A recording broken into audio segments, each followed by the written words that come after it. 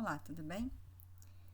Eu sou professora de educação infantil e também trabalhei no ensino, até o ano passado trabalhei no ensino fundamental. Agora estou em uma escola de educação infantil na coordenação pedagógica. Estou aproveitando esta quarentena, este período de quarentena, para repensar e refletir sobre muitas práticas erradas que eu fiz durante esses meus 16 anos na educação infantil. Muito tempo de metodologias erradas e de propostas e práticas que não estavam de acordo com a necessidade das crianças, né? Muitas vezes acertei, muitas vezes fiz coisas maravilhosas, né, que deixaram os meus alunos felizes, que proporcionaram bem-estar a eles. Mas muitas vezes também não garanti a eles os direitos de aprendizagem que estão na BNCC. A criança, ela é feita de múltiplas linguagens.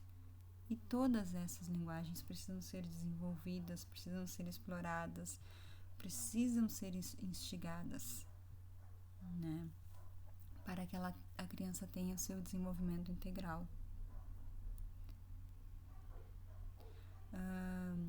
Esses direitos de aprendizagem previstos na BNCC, que eu não garanti, o direito de brincar era garantido apenas em alguns horários dispostos já pela escola, em que a criança poderia ir ao pátio, né? O direito de conviver com outras crianças de outra faixa etária. Em algumas escolas em que eu estive, esse direito era garantido. As crianças interagiam com outras turmas. Em outras escolas, não. Era cada turma na sua sala. Então, há necessidade dessa convivência. Há necessidade da garantia desse direito, né? O direito de conhecer-se. Muitas vezes a criança não sabe se ela é capaz de fazer isto ou aquilo, porque ela já recebe as coisas prontas. Ela não sabe se ela consegue pegar uma jarra e servir um copo de água, porque aquela água já vem pronta já vem no copo, só pronta para ela beber. Então, a criança não se conhece, ela não sabe seus limites, não sabe até onde ela consegue ir, porque isso não é permitido, isso é podado. Só vai até aqui. Mas e se ela consegue pular mais alto? Se ela consegue percorrer um caminho mais longo, né? Mas nós, professores, nós impomos barreiras para estas crianças, né?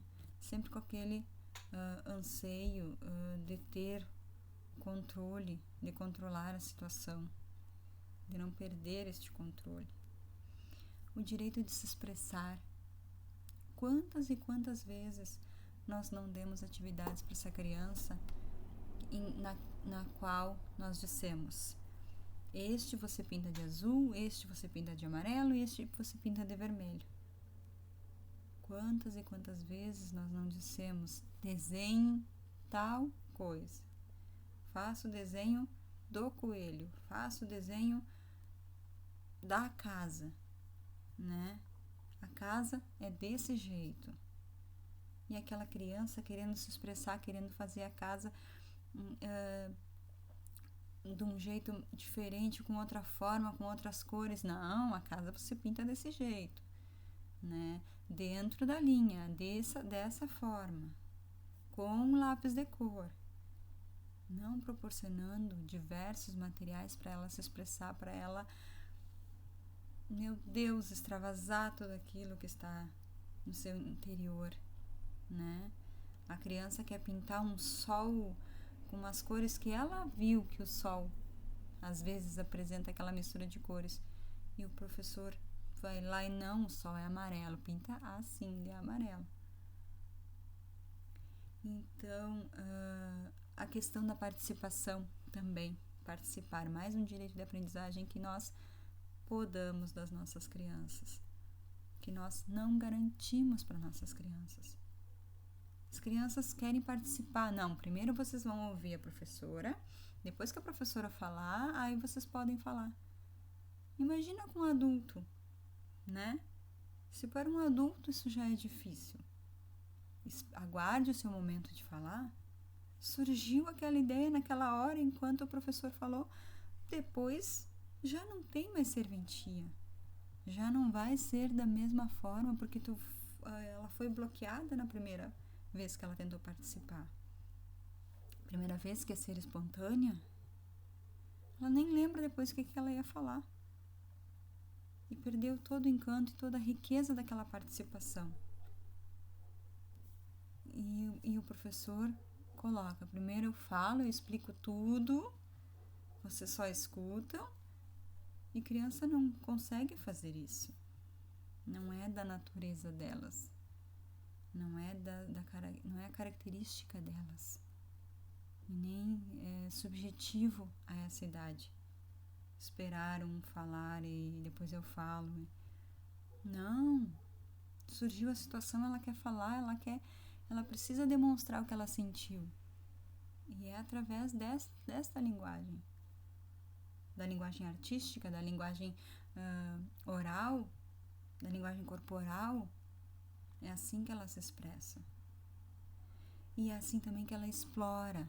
Mais um direito de aprendizagem. Explorar. Não, só olhem. Vocês não toquem em nada. Vocês só podem olhar. Como? Se a criança vivencia com o corpo, ela explora com o corpo. Ela precisa sentir aquele objeto, sentir aquele material. Então, esse período, né, de isolamento em que estou em casa, lendo, estudando bastante sobre a infância, estudando bastante sobre essa concepção, essa pedagogia da infância, sobre o que a BNCC veio nos trazer, né, que os campos de experiência, eles vão além daquela folhinha que a gente leva para a sala de aula, que diz, pinte de amarelo os carrinhos, pinte de azul, né? Escreva a palavrinha, complete com a letrinha. Vai além. A criança precisa explorar muito mais. Há muito mais coisas que a gente precisa fazer e muito mais complexas do que a gente imagina. E nós não estamos preparados para isso. Nós estamos adaptando um modelo de ensino fundamental na educação infantil. Nós não estamos trabalhando com a educação infantil na sua especificidade, com a subjetividade de cada criança. Que cada criança precisa. Que eles trazem uma riqueza no seu cotidiano. Aqui eu trago a questão das atividades e experiências. Quais delas estão inseridas no cotidiano do universo infantil na escola? Na sua escola. Você propõe mais atividades ou mais experiências? O que você propõe? Você chega, você cumpre toda uma rotina, né? Cronologicamente já determinada, já planejada, e chega aquele horário da atividade e é o horário da atividade? É isso que você faz? Como eu fazia e pretendo não fazer mais, né? Quero muito mudar porque não está certo, não está correto. Está indo contra toda a documentação, desde as diretrizes curriculares da educação infantil, as diretrizes curriculares nacionais da educação infantil, desde a LDB, que lá já estabelecia esse modelo, né? Essa forma de trabalhar com a educação infantil. Uma forma participativa. Que participação essa criança está tendo?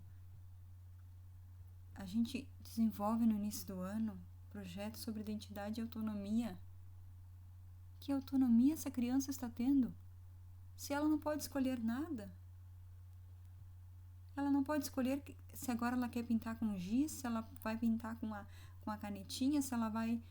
Ela achou mais interessante aquele material, mas ela não pode usar, porque agora é o horário de usar este, que o professor determinou.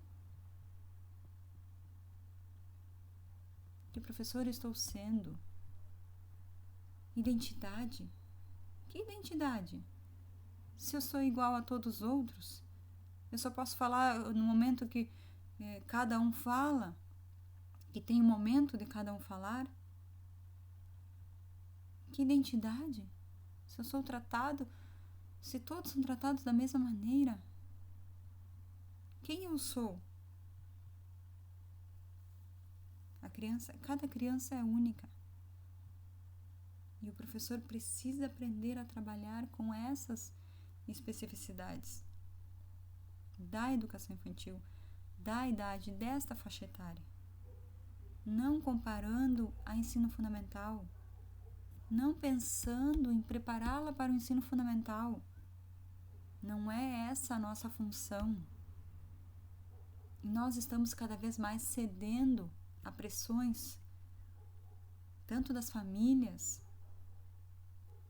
quanto da comunidade em geral, que faz nós adaptarmos a nossa metodologia, mas não é essa que deve ser seguida. Nós estamos quebrando, bloqueando zonas de desenvolvimento muito importantes da criança por esta postura nossa de querer que os alunos do Jardim B saiam alfabetizados, saiam quase lendo. Maravilhoso. Não é isso que importa. Os meus alunos do ensino fundamental, eles não conseguiam criar, porque eles foram a todo momento recebendo instruções do que eles deviam fazer e como eles deviam proceder. Então eles não tinham essa capacidade de criar coisas. Eles tinham que ser a todo momento instruídos, porque isso foi retirado deles. Eles não tiveram esse estímulo. Então aqui eu trago este livro aqui, é muito bom, Criança Pede Respeito, do Altino, né? Altino José Martins Filho, muito bom. Ele fala sobre essa ação educativa, né? Na creche, na pré-escola, traz uma reflexão sobre a nossa ação educativa. Este autor também tem um livro, Além da A4, né? Que quer dizer que a educação vai além de uma folha branca. Então, deste livro eu tirei um trecho, um fragmento de uma professora que fala assim, ó, que ela dá uma pista de como é que ela trabalha, né? Como é que é o contexto dela na escola. Ela coloca assim: as atividades são significativas, são a base para desenvolver o trabalho, por isso têm que ser preparadas. Vou chegar aqui com a cabeça vazia, sem preparar nada? Eu acho que o planejamento é organizado e tem que ter. Vou chegar aqui sem proposta nenhuma? Não é isso. A questão não é essa. A forma de planejamento adotada por essa professora, é o que nos diz o autor, que consiste em pensar previamente em todas as atividades que as crianças irão fazer, organizá-las em tempo, sequência, materiais necessários, e depois realizá-las no seu cotidiano, não se coaduna com as concepções atuais de uma pedagogia da infância. Não é o que se pretende de uma ação educativa que enfoque a infância como tempo de direitos e um tempo a ser vivido em termos de exploração de múltiplas linguagens. Não é assim. A gente não vai conseguir essa transformação se fizermos sempre dessa forma. Sempre organizando essa atividade, sempre planejando esse material, tudo no tempo do professor. Como o professor como protagonista de toda essa organização. É a criança que irá nos dizer: é difícil, é muito difícil, é muito complexo. Por isso, o professor de educação infantil deve se valorizar. Tem que se valorizar. Não é qualquer um que vai vir e dizer para ele o que ele tem que fazer. Não é ele indo ali numa banca de jornal ou comprando um livro didático e xerocando para os alunos que ele irá preparar a sua aula. Não é dessa forma. É muito mais complexo do que a gente pensa. E o La Rosa nos traz algumas coisas, algumas reflexões sobre experiência que eu trouxe aqui para vocês. Experiência é o que nos passa, o que nos acontece, o que nos toca. A experiência é cada vez mais rara por falta de tempo, porque nós estamos sempre correndo porque não vai dar tempo, e não damos tempo e atenção porque realmente é necessário. O tirar e colocar uma jaqueta, uma blusa, um casaco é muito mais importante do que aquela atividade que a gente tem que fazer para constar. Tem muito mais significado para a criança a aprendizagem de como tirar e colocar um casaco do que aquela atividade que eu preciso que ele pinte, que ele recorte. Vamos refletir sobre isso. O La Rosa também nos traz a experiência, a possibilidade de que algo nos aconteça ou nos toque. Requer um gesto de interrupção, um gesto que é quase impossível nos tempos que correm. Requer parar para pensar, parar para olhar, parar para escutar, pensar mais devagar, olhar mais devagar e escutar mais devagar. Parar para sentir mais devagar, demorar-se nos detalhes, suspender a opinião, suspender o juízo, suspender a vontade, suspender o automatismo da ação, cultivar a atenção e a delicadeza, abrir os olhos e os ouvidos, falar sobre o que nos acontece, aprender a lentidão, escutar aos outros, cultivar a arte do encontro, calar muito, ter paciência, dar-se tempo e espaço. O professor precisa aprender a observar e a escutar. Muito obrigada e até o próximo vídeo.